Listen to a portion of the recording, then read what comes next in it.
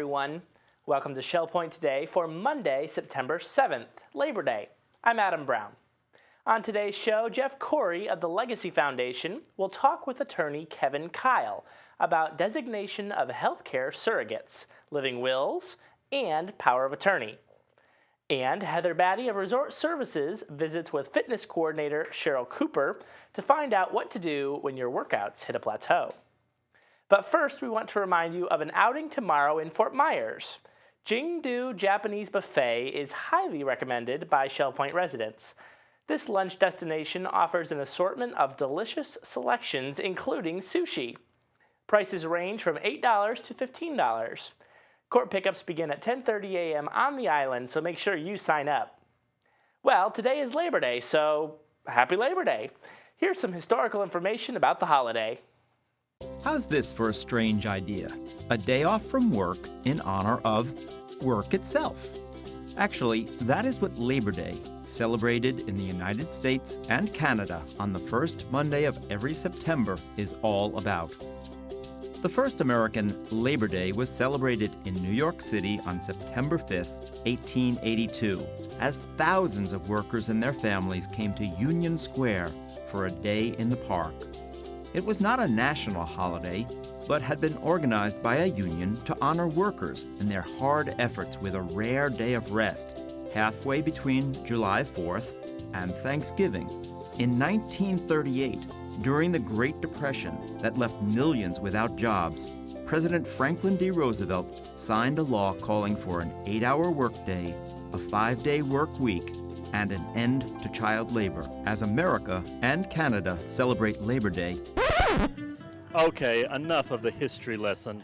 Now, it is Labor Day, and so in celebration of it, we thought we would come out here and ask some of you residents what your very first job was, and see what we found out was quite interesting.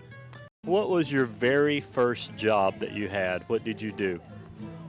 My very first job, I taught crafts at the YMCA in Washington, D.C. I was about 17, and I had a little group of girls that were there for Saturday morning fun time. Well, now, Dee, this certainly is the way to travel. I'm on my way to work. On your way to work? Uh-huh. Well, that's great, because that's what we're talking about today. Oh. Yeah, you know, it's Labor Day, Yes. and so we're talking about work and some of the first and interesting jobs people have had. What is your very first job that you remember? What did you do? I worked for our local township. I was the secretary to the treasurer of our township and outside of Detroit. Well, that sounds pretty interesting. My very first job, well, actually, I grew up in Germany, and my first job was doing a duty year in a youth camp for agriculture. And I worked for a gardener who had a hothouse, and we used to do wreaths, funeral wreaths and stuff like that. Probably when I was a kid, babysitting Babysitting. for 50 cents an hour. Wow. First job?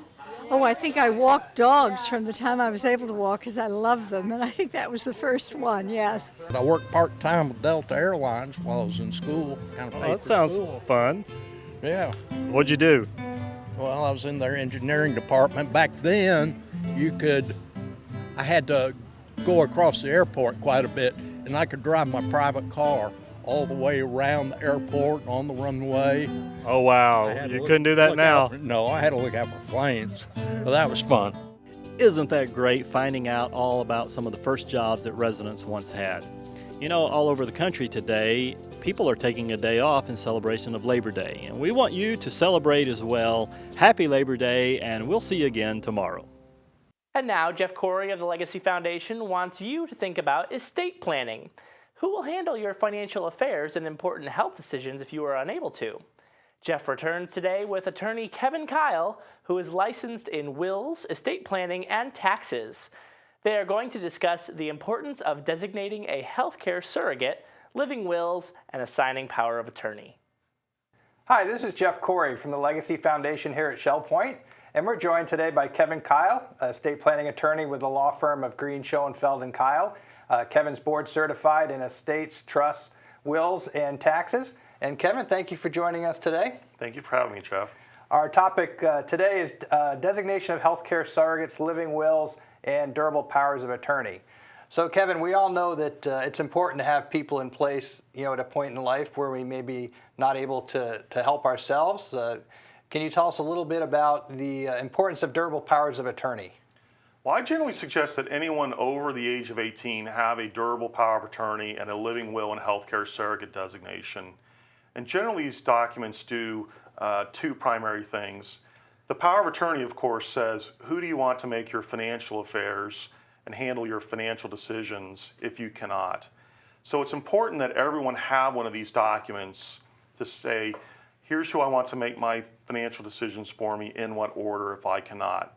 If you don't have a document like that and you can't make your financial decisions, then we have to go down to the courthouse and have you declared legally incompetent and have a guardian appointed for you, which is a very expensive and time-consuming process, number one. And number two, it brings into your life the judge and a lot of various clerks who you may not know and may not want involved in your affairs. Moreover, just because you're married doesn't mean your spouse has the right to make financial decisions for you. So it is very important that everyone have a power of attorney. The same thing holds true for your medical decisions. If you don't have a healthcare surrogate designation, then the state is going to pick who's going to make your medical decisions for you. So I would find that most people would want to make that decision themselves, to say, here's who I want to make the decisions, and not rely on a statute that says maybe an estranged child at some point makes your medical decisions for you. What kind of person makes a good power of attorney? I think it's somebody who has obviously the traits of honesty and reliability, because you want someone who's willing to do the job for you and be there for you. Moreover, you obviously don't want somebody who's going to steal from you. I think you want someone who has a certain degree of wisdom, who knows when they need to get help from professionals such as an attorney, an accountant, or a financial planner, as opposed to trying to be a cowboy, so to speak, to do everything when they may not have the skills or the knowledge to do everything. I know residents often tell me when they read a power of attorney, wow, this is an awful lot of power I'm giving someone. Does that power of attorney, is that used right then and there as soon as they sign it as valid, or how does it come into use? Well, under current Florida law, a power of attorney has to be effective immediately upon signature. So once you sign it, it is good. My wife has one right now for me, for example, that she could be selling my house right now, selling my golf clubs, and basically kicking me out on the street. Now, I have legal recourse against her for doing that, but I obviously trust her not to do that and to act in my best interest. So it kind of goes back to the first point. You have to pick somebody that you absolutely positively trust. The reason the documents are so long now is under current Florida law, your document has to state with a certain specificity what your power of attorney can and can't do. So what in the past really could have been a 1 or 2 page document now has morphed into something that in our office is 12 pages, and I've seen some law firms have 40 page power of attorneys, So it's really kind of gotten out of hand, but that's just the way the laws are written, and we have to take them as we find them. Kevin, the power of attorney laws were recently updated here in the state of Florida. If an older power of attorney, is it still valid? An older power of attorney is still valid, but I think from a practical perspective, it makes sense to update them, because what's going to happen is institutions and firms are going to get used to dealing with documents done under the new statute. And unfortunately, for people who aren't lawyers, they think that that automatically invalidates ones under the old statute, which is not the case, but sometimes it's better to go along and get along. I also find that when powers of attorney get more than 5 years old, you'll find big institutions don't want to take them. They'll claim that they're stale. So what I normally do as a matter of practice is every 5 years, if somebody's in for a review or update of their documents, even if I just go in and change the date on the form, I'll have them sign a new one. So that way it's always fresh, so to speak, with a date that's within the last 5 years. But I do recommend if people have one under the old statutes, it does make sense to go ahead and do a new one. It's not a difficult job or a terribly expensive job, but it can make a lot of difference as far as how fast you can get someone to take the document when you really need it. Now you mentioned timing. How often should a person review their estate plan and review these documents? I recommend every 2 to 3 years at a minimum. And most of the time people won't have any changes because their families are pretty stable, their finances are fairly stable, and the laws in these areas don't change a lot. So a lot of times I'll get a phone call, I got your 2-year update letter, we'll have a brief chat on the phone for 5 minutes, that's it. But a lot of times also people will pull out and they'll go, I named my son or daughter, and their lives may have changed or their personalities may have changed such that it's time to get in and update it. Right. That son or daughter's not the right person anymore. The designation of healthcare surrogate form, that appoints someone to make medical decisions for you if you're ever unable to. Is that something that, I often get a question, should I have someone here locally who can go to the doctor, who can see, go to the hospital with me, or is it preferable to have a family member even though they might live miles away? That's a good question, and I get that a lot as well. I think with phone, fax, and email and modern airplane travel, it's not as urgent to have somebody here locally. I think it does make it easier if there's a choice between two persons to take the local person. But I also don't think that it's a real hindrance to have somebody who doesn't live here anymore, as long as they're readily available, number one. And number two, in an emergency, do they have the time and the ability to go to the airport and get down here quickly? Now, as an attorney, do you get involved in do not resuscitate orders, or how does that play into the planning process? I get asked that a lot. Do I need a do not resuscitate order? Generally speaking, we don't do them in our office because, number one, if you want to do a do not resuscitate order, it's something that you have to do on a state mandated form. There's an orange form that you have to have your doctor fill out with you. And the second thing is your doctor has to countersign it too, that he or she has gone over it with you. I don't see a lot of clients doing a DNR order unless they're facing a terminal condition or they've lived a long and happy life. They're in their early 90s, let's say, and they don't want to have someone come in and crack their sternum doing CPR. I typically tell people, have the living will that says if you're terminal, end stage, or comatose, don't keep me artificially alive, and leave it up to your surrogate if you're facing one of those situations to make the decision to enter the DNR.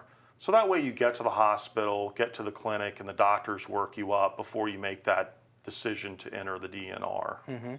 Do you give advice to your clients about where they keep these documents so they're readily available if and when an emergency or something happens? Sure.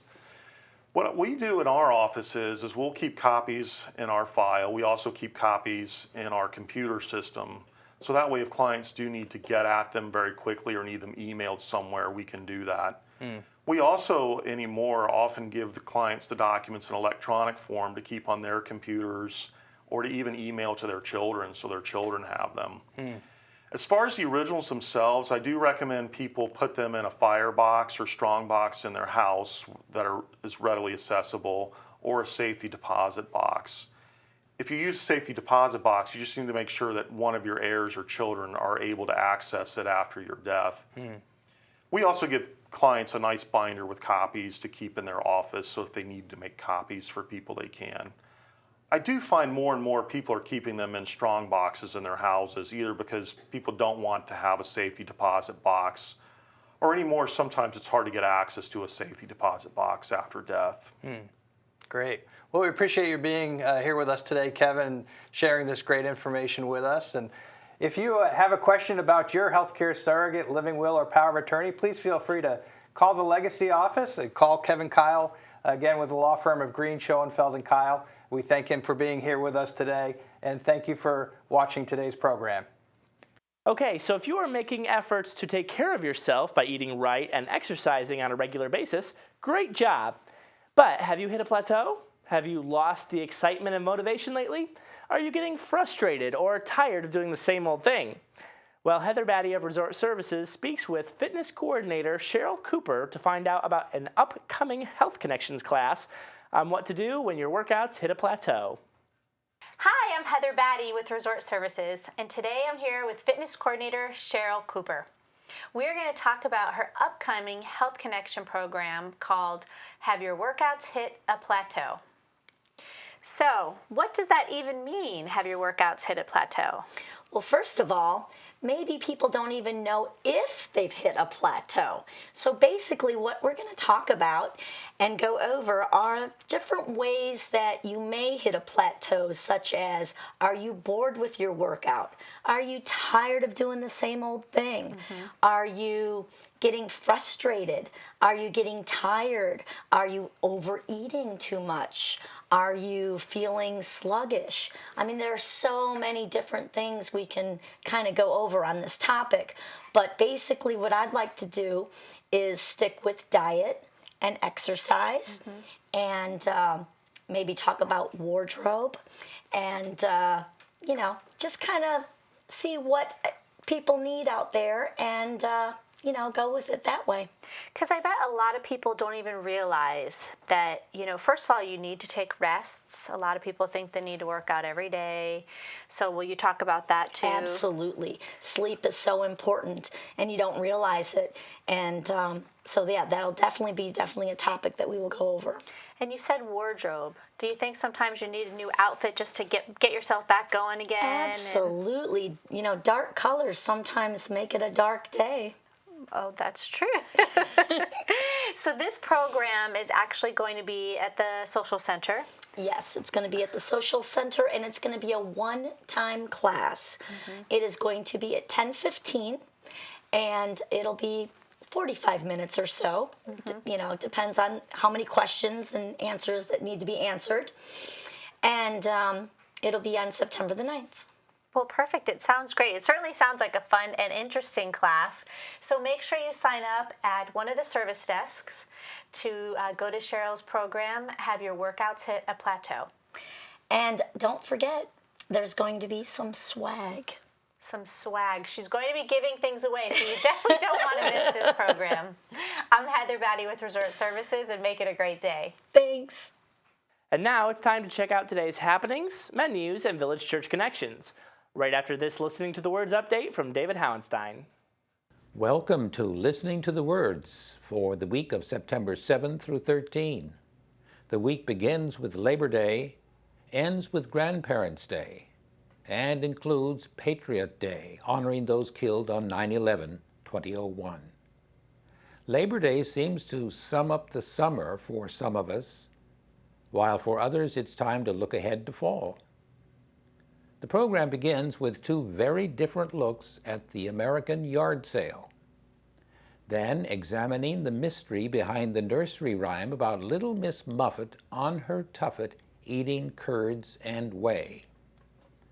Then be impressed by the delicate detail of a family-made dollhouse made in 1968 by Jane Kennedy, now a resident of Shell Point. Then the story of a surprise for a pretend fortune teller. Also listen to a Shell Pointer who shares her home with the oldest living land hermit crab in the world. All that and more, including a look ahead to Grandparents' Day. And finally, the impact of the 9/11 Twin Towers disaster on two ships at sea. David Howenstein reminding you that Listening to the Words is on Shell Point's Channel 12 twice each hour of the day and night, all 7 days this week. Also, your friends and family can find the 30-minute program by going to www.shellpoint.net, clicking on Media, and then clicking on Listening to the Words. Hello and welcome to the Happening segment of Shell Point TV. I'm Caitlin Van Scoy and I'm here with Bev Chanley, and we're going to let you know all of Monday's activities. Just a reminder, it is Labor Day and all the administrative offices are closed today. We start 8 o'clock with men's round robin doubles tennis at the Woodlands Tennis Courts, and 8:45 is the time for virtual bowling at the Resident Activity Center. Billiards will be played at the Resident Activity Center at 9:15. And also at 9:15, the Lollygaggers Paddlers will be heading out for their weekly outing from the kayak storage. Pottery is available in the Pottery Studio at 9:15. And then we move to 10 o'clock for men's round-robin doubles tennis at the Woodlands Tennis Courts. The Suzy Q heads out today at 10 o'clock to Matanzas on the Bay. Sign up is required for that trip. 10:30, we have Disciple Men's Bible Study Group in the Woodlands Game Room. And then we move to 10:45 for Table Tennis Playing Clinic. That's down in the Tarpon Room. Our last morning activity is 11:30. It's a Health Connections class, Agility and Flexibility, and that's in the Health Club and currently full. Here's Bev to tell you all about our afternoon activities. Thank you, Caitlin. At 12 o'clock, you'll find Mahjong being played in the Sable Room of the Woodlands. 1:15, we have Samba at the Resident Activity Center. We have a Health Connections class at 1:45, Balance and Mobility Training Level 1, and that's in the Health Club. It's currently full. At 3:15, the Shell Point Singers rehearsal will be going on at the choir room at the Village Church. The singles table at the Crystal will be available at 5 o'clock. And at 6:30, we have Duplicate Bridge in the game room of the Woodlands.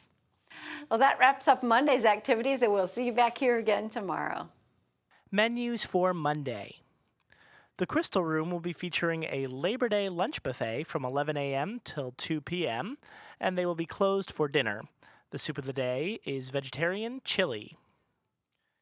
In the Island Cafe for lunch, the special is a red, white, and blue burger with chips for $7.75. The dinner special is your choice of a hot dog or a burger with a side salad, watermelon, and ice cream for $8.75. And the Palm Grill is closed through October 1st. Menus are available 24 hours a day at www.shellpoint.net. Hi, welcome to Village Church Connections. I'm Andy Hawkins, the senior pastor of the Village Church. You know, it's remarkable how so many meanings can be attached to a day. That day being, of course, Labor Day. When I was growing up in Maryland outside of Washington, D.C., it marked the end of summer, and it was followed by the first day of school. And depending on how you liked or didn't like school, you had different feelings about Labor Day. Most of us kids didn't like Labor Day so much because we loved summer too much. Now, for the shoppers among us, Labor Day is one of the highest volume sale days in the retail industry. From what I understand, it's second only to Black Friday, which opens the Christmas season, which is kind of ironic since I understand 24% of the labor force in the United States works in the retail industry, and so Labor Day is anything but a holiday for them. Most of the retail workers work a full day, and many even work an extended shift on Labor Day weekend. Now, for sports fans, a number of sports revolve around Labor Day. It's the beginning of football season for starters. The collegiate season usually begins in earnest with games on Labor Day weekend, and the National Football League traditionally begins the Thursday night after Labor Day. For tennis fans, the weekend is usually the weekend around which the U.S. Open in Flushing Meadows, New York, revolves with the final week of matches following the holiday. Even NASCAR usually has an important race on Labor Day weekend. And of course, most importantly, Labor Day is supposed to be the last day to wear white. I don't know what the fashion police do if you continue to wear white after Labor Day, but I hesitate to find out.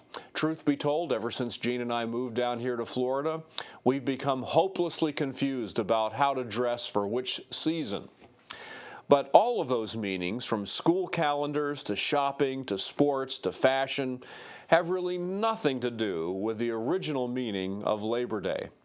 Labor Day originated at the end of the 19th century to celebrate the labor movement in America, honoring how the labor of Americans contributed so much to the prosperity and well-being of our emerging nation. And while the idea was proposed in the 1880s by several involved with the more prominent labor unions of the day, the holiday was observed increasingly by the states. It actually finally became a federal holiday the first Monday of September in 1894. And so the day was set aside to honor the workers of our nation. But the interesting thing is that this wasn't the first Labor Day after all. The first Labor Day happened centuries earlier, even millennia earlier. The first Labor Day was declared by God. It is recorded in the second chapter of the book of Genesis, which says this: "Then the Lord God took the man and put him into the Garden of Eden to cultivate it and keep it. The Lord commanded the man, saying, From any tree of the garden you may eat freely, but from the tree of the knowledge of good and evil you shall not eat, for in the day that you eat from it, you will surely die." Then the Lord God said, "It is not good for the man to be alone. I will make a helper suitable for him." Out of the ground the Lord God formed every beast of the field, every bird of the sky, brought them to the man to see what he would call them. And whatever the man called a living creature, that was its name. The man gave names to all the cattle, and to the birds of the sky, and to every beast of the field. But for Adam there was not found a helper suitable for him. So the Lord God caused a deep sleep to fall upon the man, and he slept. And he took one of his ribs and closed up the flesh at that place. The Lord God fashioned into a woman the rib which he had taken from the man, and brought her to the man. The man said, "This is now bone of my bones and flesh of my flesh. She shall be called woman, because she was taken out of man. For this reason a man shall leave his father and his mother, and shall be joined to his wife, and they shall become one flesh." Now, several observations related to the issue of labor emerge from this text in Genesis. First, even before the sinful fall of human beings, God established the value, the dignity, and the sanctity of labor. The man was placed in a garden with a job to do. He was to cultivate it and to keep it. And so it was a work of both production and preservation. And so work from the very beginning of humanity was an honorable task, filled with God-given meaning and purpose. Second, an element of human labor involved organization and management. Adam went about classifying the members of the creation, which would aid in his labor. He would name them, presumably based upon their qualities and characteristics. And so identifying and managing resources would always be a God-given and dignified occupation. And third, the man would not do his work alone. God created a helper for him, the woman. The woman would be a co-worker in the holy and dignified task of making the creation resources productive and sustainable. Regardless of who had the job in terms of wage earning, both the man and the woman had the labor. And it would be dignified, sanctified labor. So I would encourage you to reflect this Labor Day on what the holiday means to you. Reflect on its role in the history of our great nation. But most importantly, reflect on the fact that long before the birth of our nation, it was God who sanctified labor, giving it true meaning, purpose, and dignity. Thank you for joining us in Village Church Connections, and we hope to see you very soon. Thanks for joining us for today's show on Labor Day, Monday, September 7th. Return tomorrow when Robin Church will tell us about an upcoming class on skincare, and Jack Hubbard will give us a preview of Thursday's concert with Dick Hyman at the Village Church. Until then, I'm Adam Brown, and on behalf of the entire ShellPoint TV's team, we hope you have a wonderful rest of your day, and we'll see you again tomorrow.